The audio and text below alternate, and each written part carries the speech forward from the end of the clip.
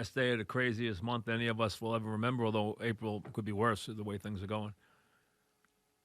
Because we're going to be here doing this for another 30 days minimum, maybe longer. I don't know. I think right now all of us had settled for June 1st. If they made me buy June 1st right now and I knew it was automatic, I'd buy it. That's how crazy it is right now. You know,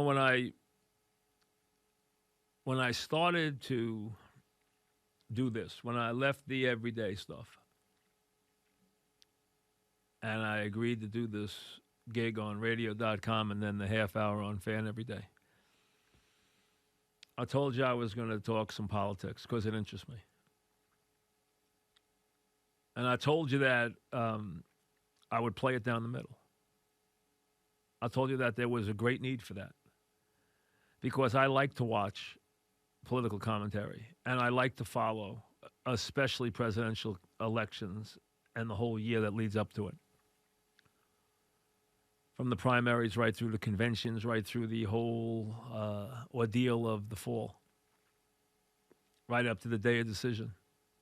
And I promised you that although I had been a Trump supporter in the past and I had voted for him, I told you that I would play it right down the middle. I told you that there is a great need for that, that I'm very tired of watching where one side is completely everything Trump does is wrong and the other side is completely everything Trump does is right.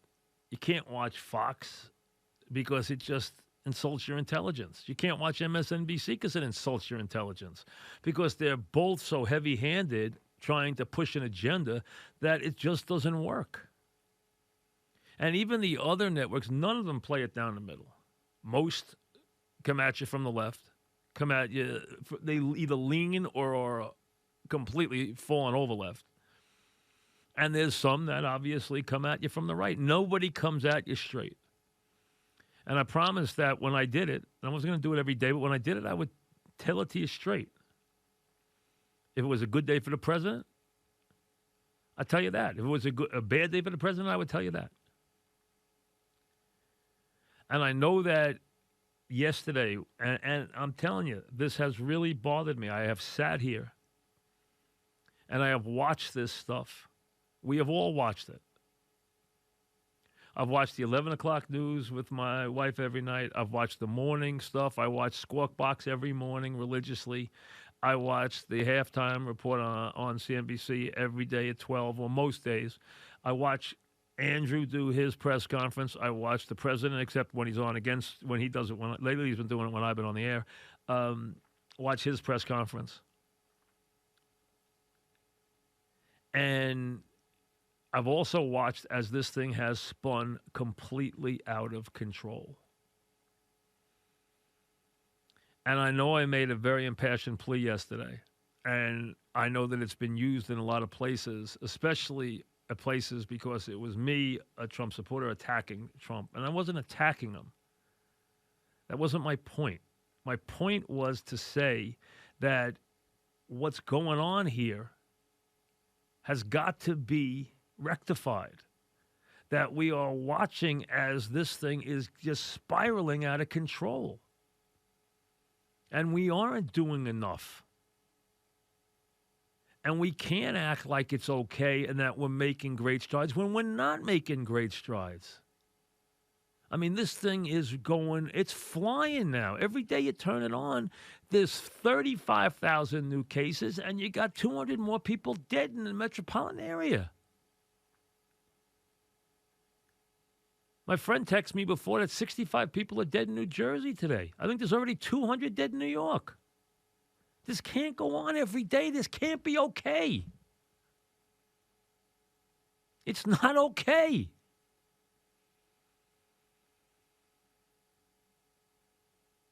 And I watched the governor today, and he depressed me because you know what? He didn't give us one bit of good news.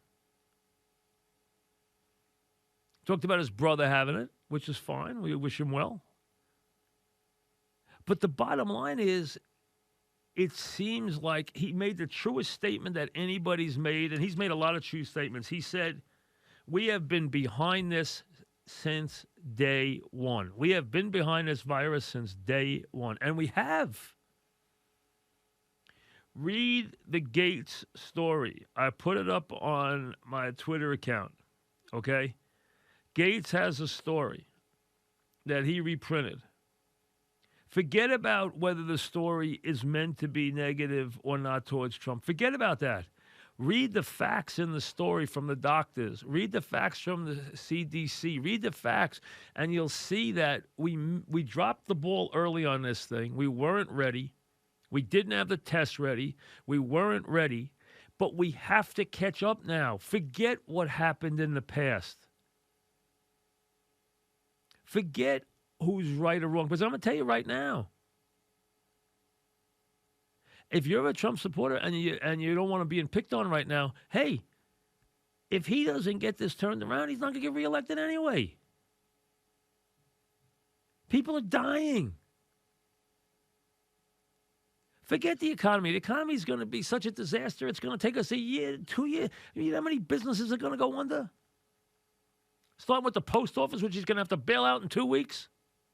It's going to be the first one up on the line, the post office, within 2 weeks from now. And they'll all be in line behind that. Forget the airlines. You know we're going to bail them out. Oh, they always got to get bailed out. But think about it. I have friends who have bars and restaurants. They might never open again, some of them. I know guys who have hotels and laid off 7,000 people. This is crazy. And it just seems to me that every day we hear this, it's almost like you get up and every day everybody says the same thing and nothing changes. It seems like I've been sitting here now, I don't know how many, we've been in the house at least 2 weeks, maybe more. And it seems to me not one thing has changed. Everything's gotten worse. Yes, I've seen a couple of good things.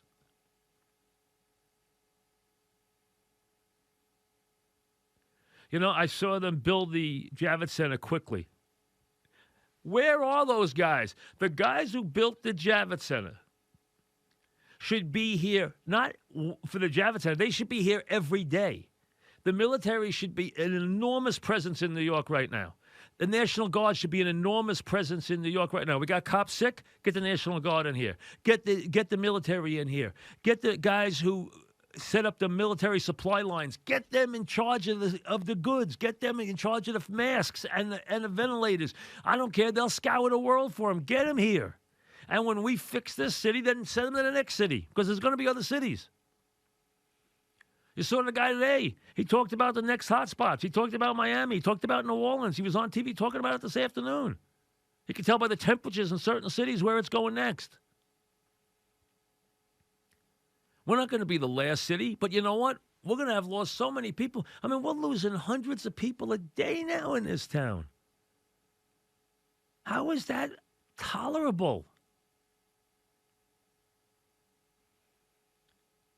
You know what? I saw the Brooks Brothers people. I got a Brooks Brothers right down the block here in the mall. Okay? I go in there. I don't buy my clothes there, but I buy someone else's clothes. I buy Jack's clothes there, my son's.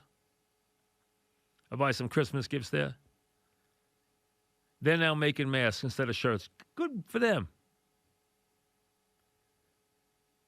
And you know what? I'm glad for every one of those manufacturers who's doing that.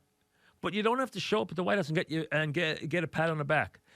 You'll get that. They'll come give you a parade. They'll give you a star. They'll give you a little day there when it's all done. Not now. We're in the middle of this.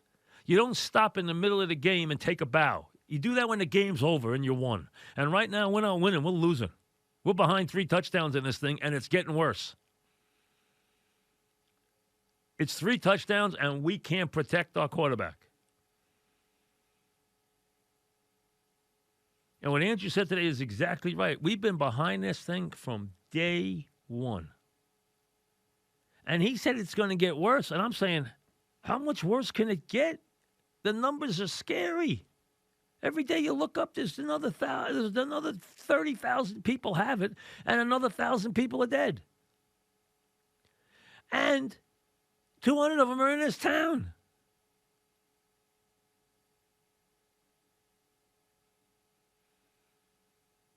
And I don't want to, this is not political. Right now, I could care less about the politics of this.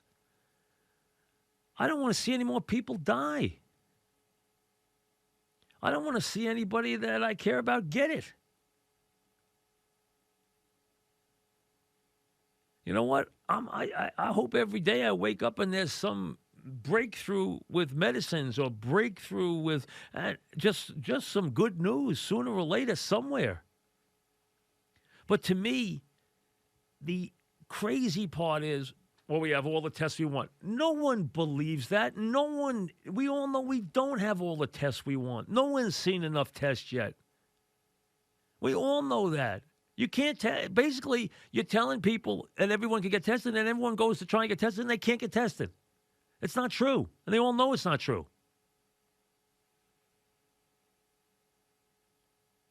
You got to test, and this isn't me saying this. These are the guys who are the smart guys saying it. Read the stories, okay? Go to Gates's website. Read the stories he puts up there about this stuff. And in there, they had a thing that said, here are the 4 things we have to start doing. And the first one was test everybody who's on the front line, every medical worker, every doctor, test them. Make sure if they're ill, you get them off the line. Number 2, test everybody in the hospital. And so you can separate who has it and who doesn't. So you don't keep passing it back and forth. And then we can start getting to the testing the population as quickly as we possibly can. We're not going to test 350 million people. We don't have to. But we have to test a lot of people. Otherwise, we're not going to get a real handle on this thing. And right now, it's here. Right now, it's in our metropolitan area, and people are dying by big numbers on a daily basis. So we got to do something.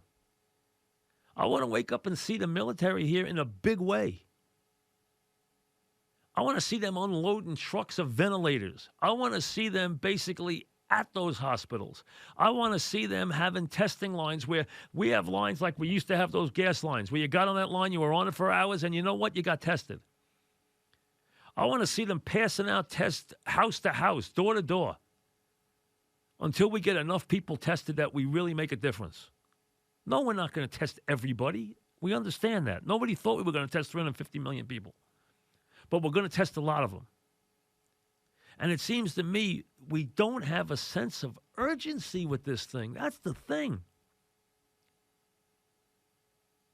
And yesterday we had this big thing, speeches when the boat came in, waving at the boat. Give me it. You don't have time to be waving at the boat.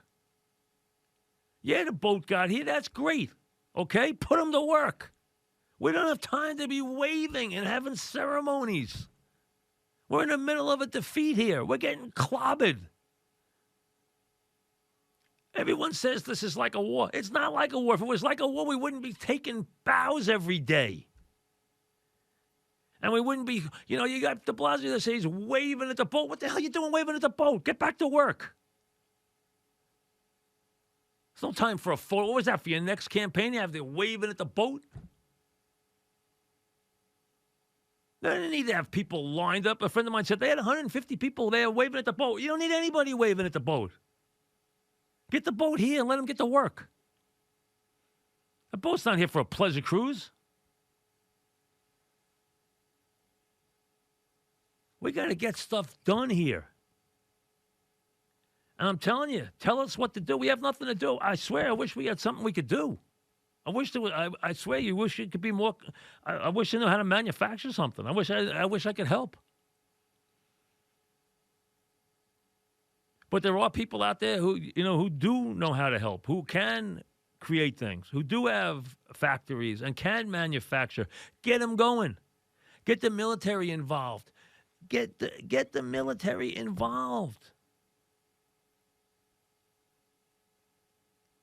Get every facet of the government involved. Get the guys who would be, if we had a war and we were attacked here in this country and the supply lines were breaking down, we'd have the military involved from soup to nuts. Get them involved. They'll get the stuff to everybody. They'll get it. They'll get it shipped. They'll get it manufactured. They'll get it right to everybody right on time because they know what they're doing. It's like clockwork. I just want to see that we're doing something. It just seems to me every day we come on and say, we're doing better. We're doing better. How are we doing better when yesterday I looked up and the number was 140 and I look up today and the number is 184 of cases confirmed and the deaths yesterday was like 2,400 and today is 3,700. How are we doing good? How are we doing better? We're getting trampled. We got to turn this game around. We are getting destroyed. And I'm sorry. This is the United States of America. We're supposed to be the best at everything. We always talk about how we're the best at everything, and we have the best of everything. We're not. We haven't thrown everything. That's my point in a nutshell. We haven't thrown everything at this virus. Let's throw the kitchen sink at them. Let's throw everything we have at this virus, every bit of manpower, every bit of machinery, every boot on the ground, everything we can do.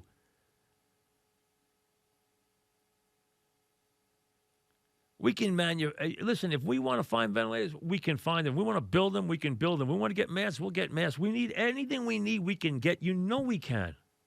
We're America. To me, it's like we just sitting back, letting this thing just beat the heck out of us. And I thought what Andrew said today was dead on. He said, we have been behind this virus from the start. And then, when he says, hey, it's going to get worse, and it's not going to get better soon. That's scary. You're going to tell me we're going to sit here, and every day we're going to watch, and we're all sitting here watching because we can't do anything else. And we're sitting here watching, and we're watching people die every day. We're watching them line up the bodies outside the Queens hospitals. It's unwatchable. We got to do more. We have to. We're better than this. This cannot be what we're going to look at for the whole month of April. I can't sit here for the 30 days and watch that number go up, both those numbers go up by 30 and 40, the top number every day, and the other number go up by 2,000 and 3,000 every night. And then at the end of the month say, oh, yeah, now we got 1 million people have it, and 90,000 are dead or 100,000. Come on. We got to give a better effort than that. We have to. We're not winning this thing. We're losing right now. You got to look yourself in the mirror sometimes and realize when you're winning or when you're losing. We're losing to this thing right now. We're not winning. We're losing. We got to turn this thing around, and now. And I'm not saying for most of us that means staying in our house. I understand that. That's our contribution, and we have to live with it. But for the people who can help, I'm telling you, anything you need, I'll volunteer. If I can help you, I'm there. Just tell me what you want me to do. Because you know what? It's got to get better. It's sickening to watch. It's bothering the heck out of me watching this every day. And watching what's going on in these hospitals and having these doctors send me these notes. And I'm telling you, then I'm making this stuff up. And then you have Andrew go, he bummed me out today to no end with what he said. He didn't he didn't say it's any better. He said, you know what? It's going to get worse. And he still talks every day like what happens when those hospitals get overrun. I don't want to see that happen. I mean, it's already happening. I mean, too many people are dying. What do you tell me? It's going to get worse? How many people are going to die?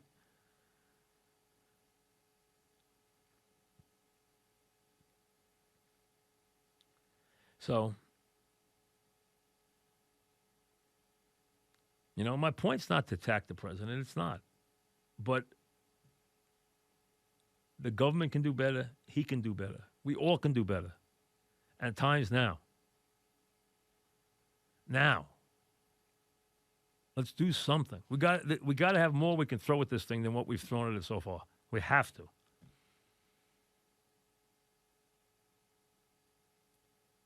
I feel almost frivolous talking about sports. I really do. I feel like there's not a lot going on right now. I mean, I'll come back and talk about some stuff, but boy, I tell you, it is really hard to watch. It is really, it's really sad. It really is. It's tough to watch. We haven't seen anything like this. And hey, we all know what's coming with the economy. It's going to hit us like a train. I understand that. But we can get through that. It's not going to be pretty, but we can get through that. I really believe that. This first part, though, we got to figure this part out first. It's not even a question. We have to figure this part out. And what I want to see is I want to see them say, here's what we have to do. We have to do A, B, C, D. And we haven't done that. Yeah, they told us stay at home. I understand that. But you listen to every one of these experts, and they all say the same thing. We have got to do massive testing, and we're not doing that. And if we have 5-minute tests now, and we have mobile testing now, and we have testing that is stuff that we can do in mass numbers, let's do it. And then maybe we can get a grip on this thing back after this. You know, the NFL is going to probably start on time. I mean, if the NFL doesn't start on time, then who knows what the world's like then, if we're not back to normal by next September. But I could see a scenario where the NFL is accommodating to other sports and to TV and moves it back 2 weeks. Because let me tell you a dark secret. They'd be happy if they moved it back 2 weeks. It's always been their dream to start the season around the 21st of September, 20th of September, right around there, and then finish up on President's Weekend. The Monday after the Super Bowl is the biggest absentee day in American industry. There are more people calling sick on that day than any other day in the United States in the year. So it's always been a thought of having that. Plus, you then carve out the month that is basically a non-starter. What's always happened in February is you've had the Super Bowl leak into February. You have the Oscars, which used to be a big deal, not anymore. Has always been in February. But otherwise, February's always been worthless, as you know, as a month in terms of having events. This way, you'd have Super Bowl halfway through the month of February, so it would change things dramatically. But right now, what you have, and it's been cleared, is the players have agreed to the playoffs. And why did the NFL expand the playoffs? They've been trying to expand the playoffs for a decade. Why did they expand it? What do you think? Money. Why does the NFL do anything? Money. Because the NFL is a money-making machine that is now producing revenues upwards of $15 billion a year and will be after the next TV contract. And on top of that, they would basically do anything they could to make another $100 million.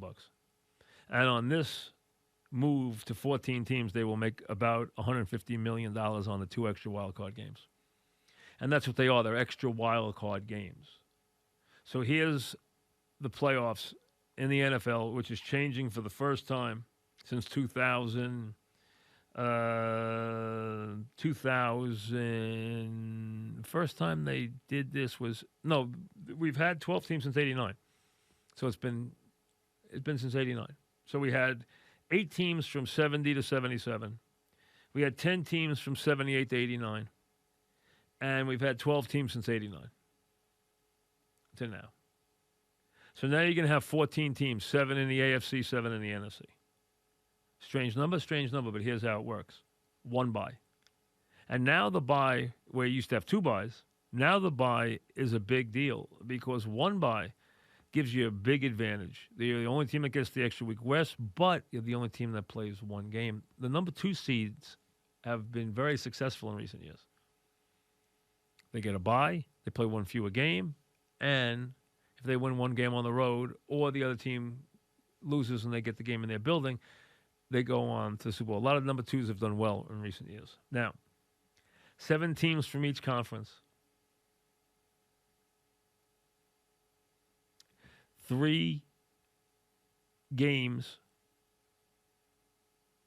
in each conference. 3 wildcard games on January 9th, 3 wildcard games on January 10th. The number 1 seed in each conference gets a bye. You have 3 games on Saturday, 3 games on Sunday. The Sunday games will be on CBS, which will stream the game all access. The second game will actually also be on Nickelodeon to try and get the kids in. And the third game will be on NBC at 8:15 and Telemundo. So they are actually streaming the first game with an all-access CBS deal. They're actually putting the game also on Nickelodeon, the middle game, and the last game will be on NBC and Telemundo at 8:15. You're going to have 2 versus 7, 3 versus 6, and 4 versus 5, and 1 sits. So there now is a very big difference between being the 1 seed and the 2 seed. There used to be a little difference. Now there's a major difference because you're the only one getting the week off. The number 2 seeds here have to play the extra game. They get hurt. They got to be in action early. So you say, well, why'd they do this? Is that big a deal? Those 2 extra games will net them $150 million in terms of TV revenue and ticket revenue. Now, utilizing this format, 7 games, 3 games in each conference, 2-7, 3-6, 4-5, 1 sits. Since 2002, 9, 8, and 8 teams would have made the playoffs. All the teams at 10 and 6 or above except one team, Tampa Bay once. Every other team would have made the playoffs that was 10 and 6 or better in this by adding the 7th team. Last year, it would have put the Steelers and the Rams in the playoffs if they both would have been the 7th team in their conference. Most years, there will be very little difference between 7 and 4, 5, and 6. That's what history will show you. There are usually 3 good teams. There's usually the 2 teams at 1 and 2, and usually one other team that's strong, and then usually 4, 5, and 6 are about the same, and 7 usually slides right in there. There's very little to choose from, usually a game among all of those teams. The same will be true of 7. It would have put, they're always feeling, we're going to put a losing team in. Rarely. It will put some 8 and 8 teams in, but we've had 8 and 8 teams in before. And we've had 9 and 7 teams win the Super Bowl. So it's not the end of the world. So what you will have is on Wild Card Weekend, instead of 4 games, you will have 6 games the first weekend. 3 on Saturday, the 3 windows, early, late, or, early. They'll play early, late, bing, bing, bing, bing. 3 days. So you have a game at 1, 4, and 8, 1, 4, and 8 on Saturday and Sunday. 2 versus 7, 3 versus 6, 4 versus 5. 1 sits, comes back into action the next week. And that is your playoff format. Remember, you're going to be adding the 17th game also as early as this year, but not this year, as early as 2021. It might not be 2021, but it could be 2021. The owners would like it to be 2021. We'll see if it is that early. We still don't know that yet. And there will be some changes to roster size, some changes in IR, some different changes in taxi squad stuff. There'll be some changes in that stuff. There'll also be some changes in the revenue paid out to the players. The players will also be involved in gambling revenue. Also be involved in this new wave of gambling, and also be involved in revenue that is produced at the stadium in terms of gambling in the years to come.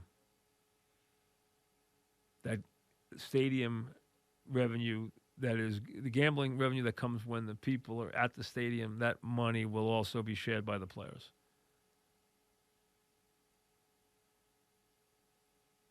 Not every player was happy with this. But the NFL owners have always been able to get what they want from their players. It's been that way forever. And this time I thought the players could have gotten, the owners wanted this stuff so badly. And they wanted to get this done because they really wanted to. Now, the world has changed a little bit right now.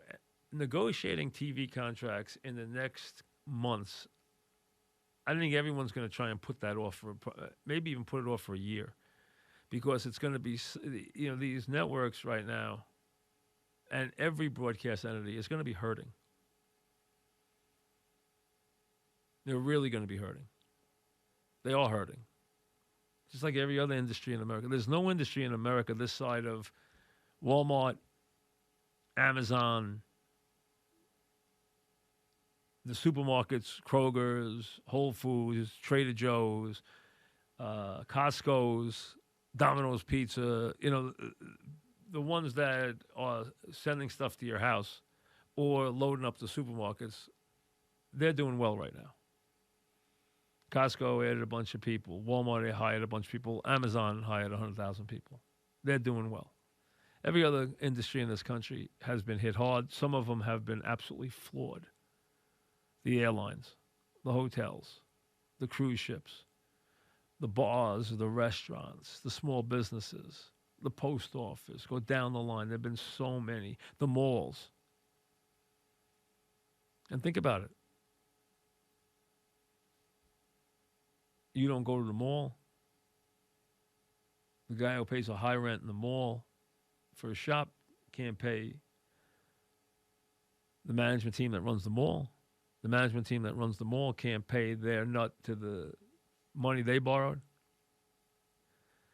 That company can't pay its nut collectively to where it has to ship its money up the ladder. And you have a complete breakdown that has to be dealt with. A hemorrhaging in the leveraging, which is clearly going on. I mean, it's amazing when you drive by these big malls. I live pretty close to one of the major suburban outdoor malls in the world. I mean, one of the most renowned ones is right near me. And to see it be closed is, all this time is crazy. Matter of fact, they have some clothes up there that I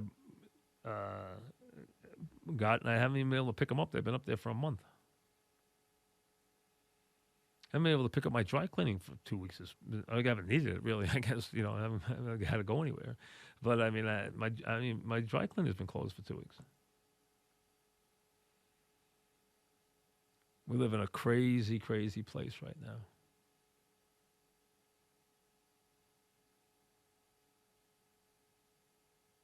And the NFL draft will go off. And you know what? It'll be a needed diversion. It's a positive. It really is. I don't have any problem with that. I think it's actually a good thing. Back after this. There's this Defense Logistics Agency, which I didn't know a lot about, okay? And I still don't know a lot about, except I read up on them last night. The Defense Logistics Agency, of which there are offices for this on Long Island and in New York City. And in New York, and in Garden City on Long Island. The Defense Logistics Agency is a 26,000-person logistics support agency that handles the nation's military deployment. So if they have a combat, they manage the global supply chain from raw materials to end to user the disposition for the Army, the Marine Corps, the Navy, the Air Force, the Space Force, the Coast Guard, and 11 combatant commands and other federal agencies and allied departments around the world. 26,000 people. Why this group has not been brought up to get involved in making sure that the testing and the medical products that are needed have been produced and distributed and maintained, and letting them handle the supply chains around the country, it seems to me this would be right up their alley. It's 26,000 people, and this is what they do. The Defense Logistics Agency handles this, again, for Army, Marine Corps, Navy, Air Force, Space Force, Coast Guard, and 11 other combatant commands and federal agencies. If that's the case, these guys, this is right up their alley. Why haven't we had them be in charge of the tests in the last month? Why haven't they been in charge of making sure we get every single one? So that when the president makes a statement about 300,000 masks going out the back door, hey, if you are the commander-in-chief and you think your supply chain is being robbed, you send the military up there to investigate. You don't say to the media, you guys go find out if this is true and get back to me. No, you send these guys there. You send this Defense Logistics Agency there, or you send the military there and find out. Take control of the supplies. and make sure that they're going to the right place. We should have boots on the ground in every area in the country where it's a hot spot. In New York, in New Jersey, in Miami, in Atlanta, in New Orleans. These guys, this is what the military is for. So to me, what I wanted to see is I wanted to see us attack this the way it was an earthquake. Attack this the way it was a hurricane. Attack this the way we showed up in New Orleans. Now, hey, listen, George Bush got destroyed for not moving quick enough on that hurricane and on the floods and the stuff that went on in New Orleans. And rightly so. He was late. And then they got it turned around. Well, the bottom line is that's the same thing that has to happen here. Yes, we were late. For whatever reason, whoever dropped the ball, be it the president, be it somebody who's supposed to advise the president, I don't care now who dropped the ball. Let's pick up the ball and get going. That's the point. I'll be happier when I turn on the news at 11 o'clock and I see nothing but these guys in charge of everything. They're out there directing traffic. They're out there in the hospitals. They're out there handling the supplies. Supply trucks are showing up and unpacking and packing and doing. That's when I know we'll be starting to win this thing. Right now, all I see is nurses basically at night in hefty bags because they don't have any equipment and basically looking like they don't even know which way to turn. They're in tears. You got a guy on TV saying, hey, I don't even know if I'm going to live if I get sick. You got doctors who are sick and dying. You got cops who are out because they're sick. You got firemen who are sick. These guys put their lives on the line. You got all that there. We have all these incredibly trained military people who are so good at handling crisis management and crisis deployment and supply chains and delivering stuff and leading in this regard and handling what needs to be handled, whether it's cleaning the hospitals or delivering supplies or whatever it may be, or building extra beds or getting ventilators. And, hey, I don't care if the ventilators got to come from Germany. I don't care if they have to come from China. I don't care where they come from. Get them. And I'm not looking to point blame here, okay? There are people, yes, that are always looking to point blame in a political year. And unfortunately, this is a presidential year. So the president thinks he has to always have a political slant on everything he does. And everybody's so worried about that. And every little bit of coverage is, oh, did it hurt him here? Oh, he went after Michigan. Now, remember, Michigan's a state he's got to win. So if he goes after the governor of Michigan, blah, blah, blah, blah, blah. That's not what we should be involved in right now. There'll be time for that. There'll be a reckoning for all that. And what the president should realize right now is if he loses this fight, he won't get reelected. And if he wins this fight, there's no way he won't get reelected. But that shouldn't be what this is about right now. It should be about winning this fight. When you're president, things get thrust on you through no blame of your own or no point of your own. It doesn't matter. I brought up Truman yesterday and the Truman book. Nobody in the history of our country, from a man who had no interest in being vice president, had no interest in being president, became one of the great American presidents because he got everything thrown on top of him and he had to figure out what to do with it. And he said, okay, you know what? I have to do it. Came up with saying the buck stops here. And you know what? He had tough decisions to make. This man had to decide. This man did not know what the Manhattan Project was.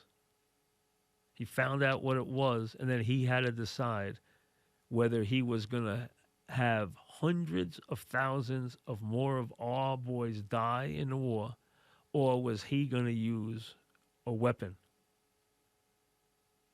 that would change history? That was a tough decision for any human being to make. And he decided this would save lives on both sides. And I understand not everybody believes that.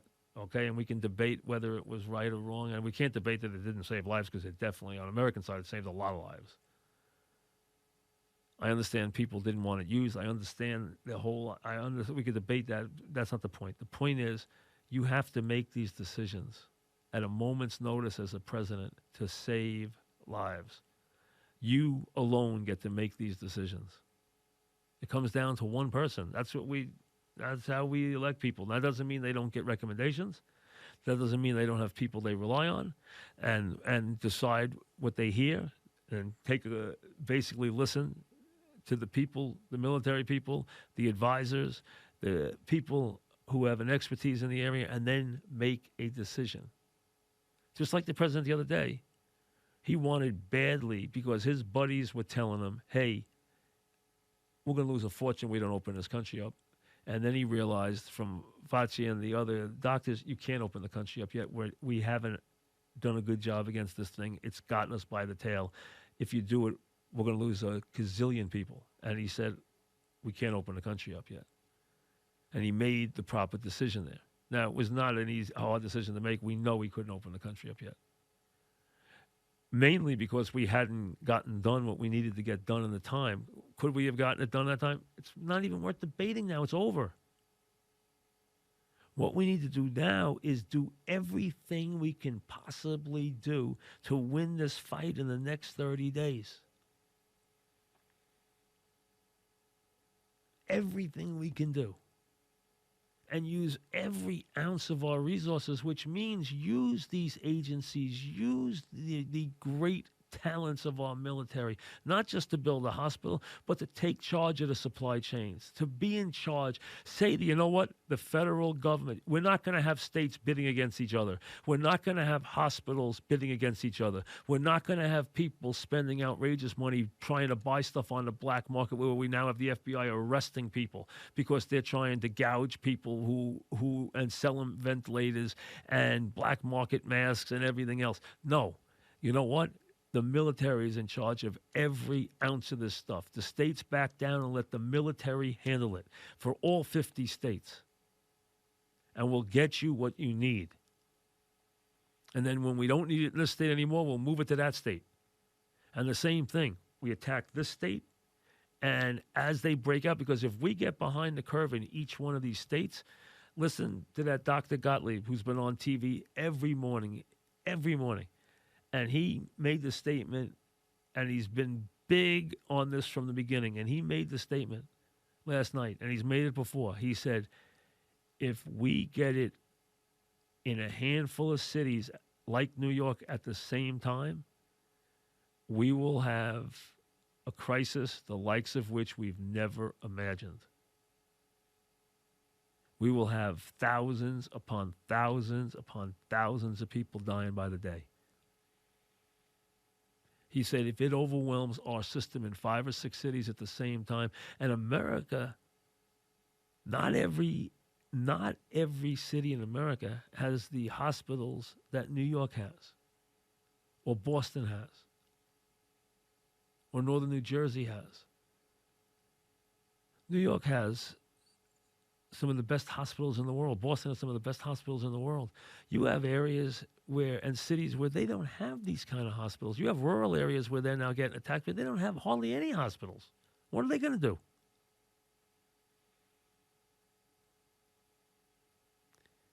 We have got to be, this has to look, you know what it looks like after a tornado?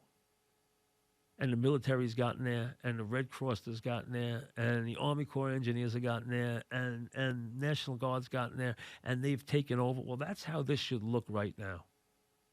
That's how our city should look right now. That's the fervor. That's the pitch that we should be attacking this disease with. And we haven't. We sit there and we say, oh, we have enough testing, when we all know we don't. We've been way behind on testing from the beginning. Everyone's admitted that. Fauci's admitted it in 7 different stories. That we have been way behind on testing.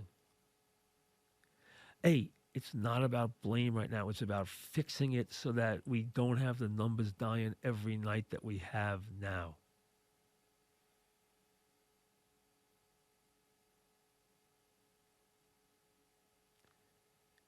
And Fauci's trying to tell you now that he's seeing inklings of things that are getting better.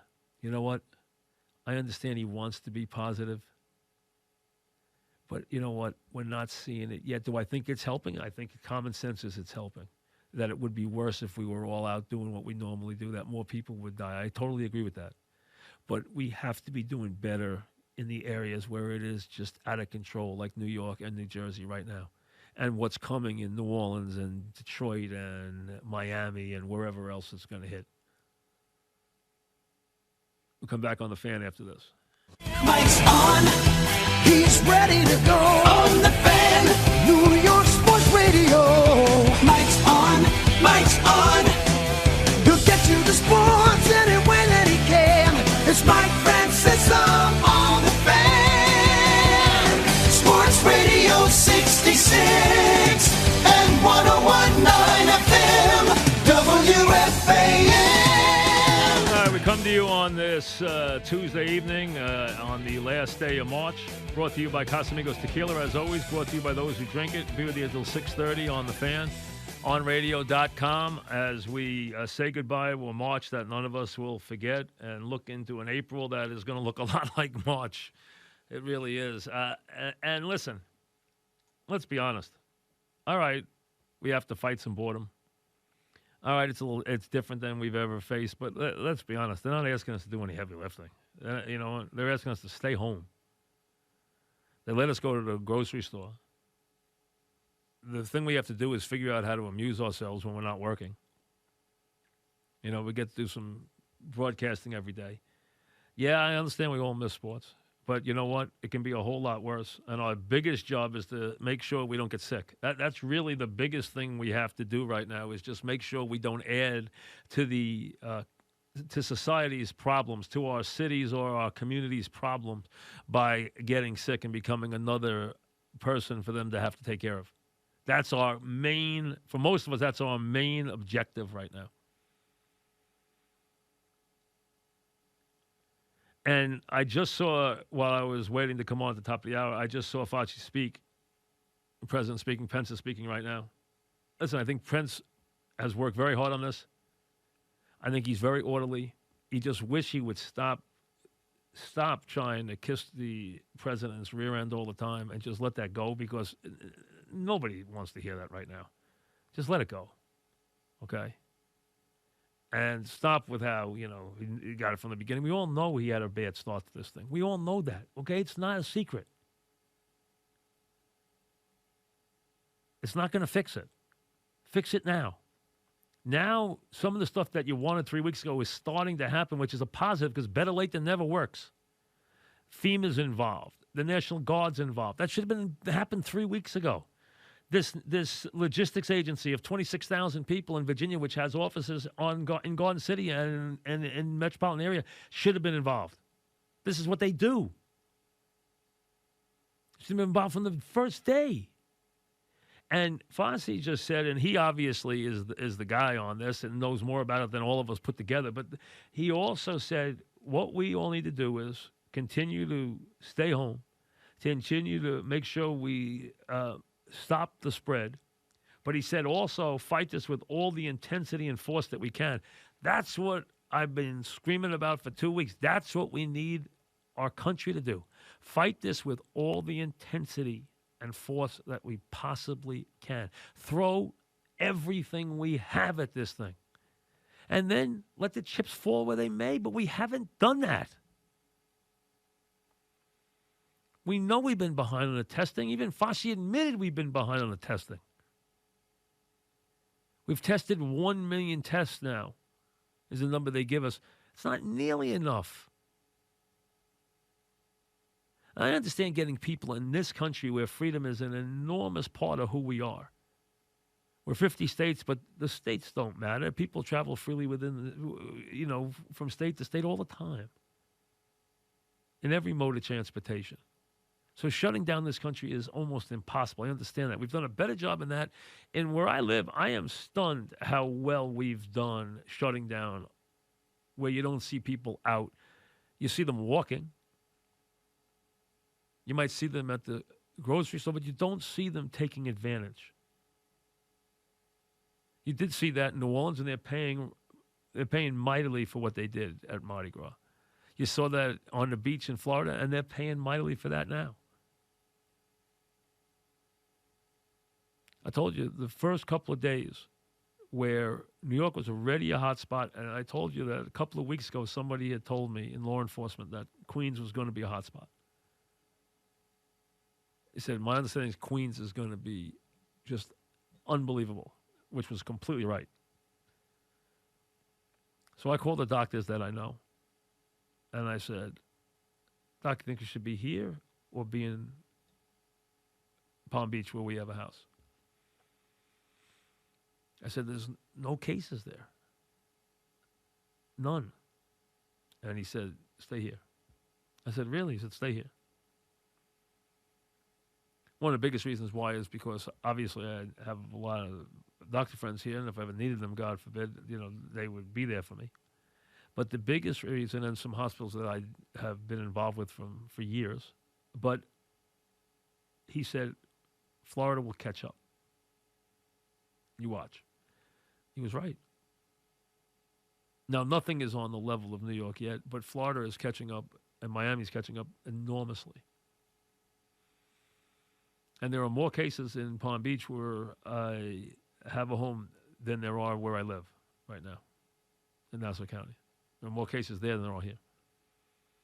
Now, in New York, in New York City and Queens, there are an incredible amount of cases, but not every town on Long Island has had a ton of cases. There are some pockets, but Nassau's had a lot. Suffolk's had a lot. Rockland's had a lot. Westchester's had a lot. Bergen County's had a tremendous amount. And obviously, the 5 boroughs, especially Queens and Manhattan, have had a tremendous amount. And our hearts go out to every one of those people. And let me say to the cops and the firemen who we always recognize and who always deserve to be recognized, they continue to do the job. And the the EMS workers and everybody else. And listen, they all do a great job. But this time, to the doctors and the nurses who we don't talk about very much, especially the nurses. Doctors get a lot of credit. They get paid well. They're doctors. They do great work.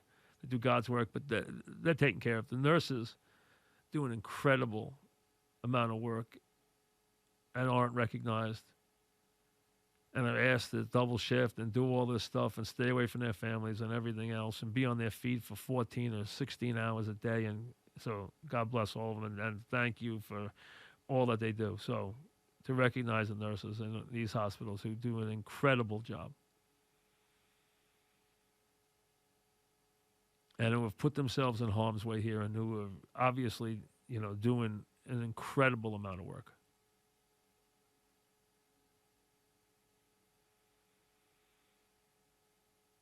And you know what? We're going to get through this. I have no doubt. I'm an optimistic person. I know we're going to get through this. There's going to be a lot of economic pain. Yes. We all know that. There's going to be a lot of economic pain. Government's going to have to chip in. All of us are going to have to chip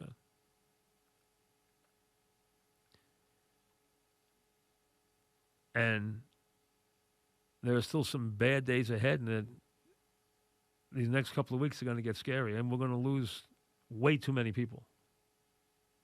Way too many people. We're losing way too many people now. So you hope you wake up tomorrow and something changes. Like some of these medicines that they are combining that are already been used for other things on humans, one of them rings the bell. And if they have a vaccine, as some people, you always hear these rumors, so you don't know what's true, okay? And if you have any friends in the business world, you always hear these rumors. Oh, this company's got this drug. It's already there. It's already there. They just got, they're going to have to get approved, but it's already there. They've already got it. You hear that all the time. Who knows if it's true or not? You pray it's true. But even if it is, it's a ways off. It would be a year before it would ever be able to help a human being.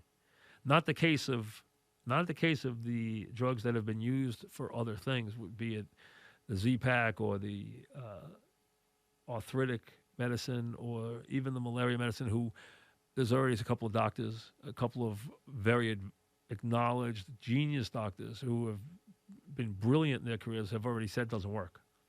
That doesn't mean not everyone agrees. There's been a little debate on that. That's why you get information goes both ways. But a couple of them have already said, hey, the clinical studies were not good. But that's only one of what is something like 70 different drugs they're looking at. So hopefully there's something in that area that works. We pull a rabbit out of a hat. I mean, that would be great. But otherwise, what we have to do is throw every ounce of our toughness and resources and ingenuity and manpower and just everything we have at this thing. If we do that, then none of us can complain. If we do that, then everybody's done their job. Then we let the chips fall where they may. But I just don't think we've done that yet.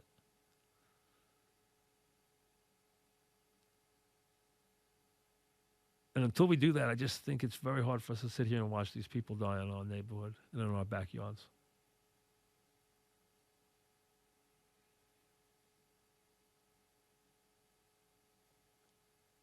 Hopefully, we're going to wake up and one of these days the numbers are going to have gone down. They're going to dwindle. And we're going to say, wait a second, you mean that's it? That's it last night? And it won't be another 3,000 people or 1,500 people or, another 1,000 dead or another, 30,000 with the virus. I mean, hopefully one of these days we're going to wake up to that, but it hasn't happened yet. And you don't get the idea, according to what they say, that it's going to happen in the next 10 days or 2 weeks. Who knows? Maybe we catch a miracle. Who knows? Nothing wrong with rooting for one. Hey, you prepare for the worst and you hope for the best. That's always always the way to attack these things. It's the only way that makes sense. You got to prepare for the worst. That's what the governor does every day, and hope for the best.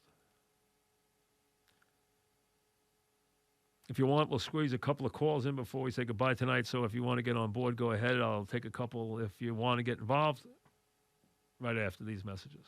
So go visit whyhunger.org / rapid response to donate, or if you need help. So if you're there, they're there for you. So you just go there, go to their site, whyhunger.org / rapid response, and you can donate if you want to donate, or if you're in need of food or where to find food, they'll help you out and get you what you need. WFN is helping you stay connected. They remind you to stay home if you're sick. If you're not feeling well, stay home as much as possible. Practice the distancing. And if you need help, you know where to go. And then go to your doctor first, then the last resort to the hospital. Listen, if you can't breathe, if you have tightness in your chest, if you feel stuff that you've never felt before, even when you've had the flu in the past, well, then you know what to do. To get the help that you need, and realize this thing does, without any question, attack your lungs and your ability to breathe more than anything else. I mean, that's part of it. I've known people who've gotten it already who have had it rather mildly and have gotten over it. I mean, they were sick for a couple of days. I know someone who had it, tested positive, and they said, the sickest they've ever been. Didn't go to the hospital, had a fever for like 8 days, lost like 20-something pounds, couldn't eat, and then slowly started to get better. And I know a couple of people who actually had to go to the hospital and needed oxygen. They reached that stage. So I've seen it hit people, and that's basically it. I mean, if you get it, you're going to pretty much have an 80% chance where you're just going to get what you'd call commonly sick, where you'd get maybe a fever and some chills and, the stuff you'd get if you're normal flu. And then there's that other 20% where it lingers and it affects your breathing. And that's the place where it gets very dangerous, where you got to watch it, because we first thought, it was first thought that it was only going to attack people who were either elderly or people who had existing conditions where you had diabetes, you had emphysema, you smoked, you had a bad heart, or you had something wrong with your immune system. But that's not true. We've seen very healthy people who took very good care of themselves, people who were in a very, very good way physically, be really stricken with this. So it has hit a lot of more people across all different ages than people thought. It really has. So be safe, stay home. Best thing you can do right now, you just for an everyday person who's not working right now in your home, and you're not someone who is a essential worker who has a job that is part of taking care of the basic needs that everyone needs of the population.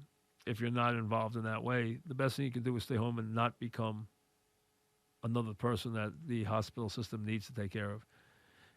And keep yourself safe, keep your family safe. And that's so far most of us. So knock on wood about that. Let me get a couple of calls in before we say goodbye. Pete in Woodbury, what's up, Pete? Good to talk to you, buddy. What's You're the best. You're what's the best. happening? Thank you. What's happening? He's done a great job with all this. I think you've been very fair with the governor. I, too, am in the middle, and I think he's done a great job. I think your coverage of him has been spot on. I totally agree. I want to ask you one quick question, but, the other day you guys were on CBS, whatever. I got a little confused. I called CBS. It was the end of your show. I guess you had that guy, Damon Amendola, after. And just give me a second to go on after this. But, you had like 20 minutes left. You put me on. You didn't get to me because the show it ran its course. No problem. So I told the producer, I said, I was waiting for Mike. But I'd love to talk to the host about the same thing, the Jets, blah, blah, blah. They said, you were waiting for Francesa? I said, yeah. He goes, well, that's if you're not waiting for our host, that's it. Hangs up on me. Nice guy, huh? Well, but listen, thanks for the call, Pete. I don't know who did I got that. one more. Well, go ahead, but listen. He's gone. I don't know where Pete went. I didn't disconnect him. But, hey, you know what? Who knows what happened? Don't worry about that. They should have taken your call, but again, these are crazy times. They might have been changing studios. I'm not sure what they're doing with each show. Some of the shows are on this past weekend are on the CBS Sports Radio. They're also on the Fan. Some aren't on both. So it might have been one that was changing. It might have only been on one versus the other. They might have been using a different phone bank. They might have been using a different studio. So it might not have been personal. John in Bay Shore, what's up, John? Hey, Mike. I hope that's the worst of the guy's problems that just called. Yes, so, that's especially these so days. you know, absolutely, and best to you and your family as well. I'm glad too. you're doing well. You too. This thing is amazing in the sense that the virus is looking to get into the lungs. So when you do have it, if you have any kind of a predisposition or you're elderly or what have you, it just seems to really wreak havoc. And, at first I thought, hey, is the solution worse than the problem? And now that we're a couple of weeks into this thing and we're seeing these numbers spike and get geometrically worse, I mean, this is a serious thing. There's a lot of deaths with the flu, a lot of deaths previously with N1, H1, but this thing really seems that when it finally finishes up, this could be really historic. And I'm thankful that you and your family are doing well. I hope the same for the listeners, but it's an incredible situation, to be honest with you. It's like, you're right, and I hope you're doing well, and everyone out there, just stay safe, stay home, and thanks for the call. And you're right, this is different than anything we've ever dealt with. That we've not seen anything like this in our lifetimes. Nothing. Thanks for the call. There's nothing to equate it to. There's nothing we've dealt with that even is remotely like this. We've never been put in this position where we had to be basically, quarantined. We have completely shut down our economy. And to be fair, the economy under this president was doing very well. It really was. That will not be the case for a while now. It was doing well. The unemployment levels were the lowest they've been in 50 years. We were seeing legitimate expansion of industry in this country. The consumer was doing well. So the economic numbers were impressive.